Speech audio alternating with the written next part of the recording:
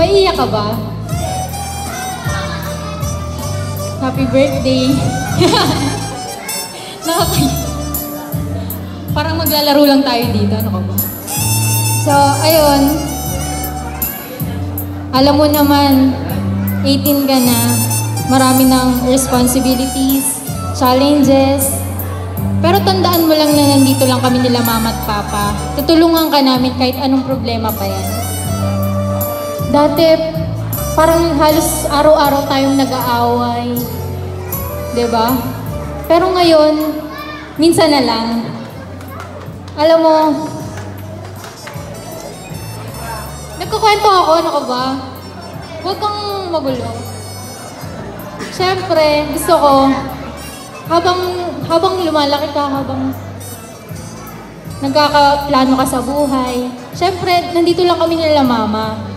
Tutulungan ka namin na sa matuwid na daan ka alam mo, matuwid na daan talaga. Alam mo, ang wish ko sa'yo, sana maabot mo yung pangarap mo sa buhay. Huwag ka nang a-absent kasi alam niyo po yan, kapag uma-absent po yan, ini-stress niya ako. Lagi siya nagpapagawa sa akin ng med-cert. Diba? Tapos, tatawag yan sa akin, umiiyak. Minsan. Joke lang daw. So ayun, alam mo naman na ayaw kung nakikita kang umiiyak. Siyempre, as ate,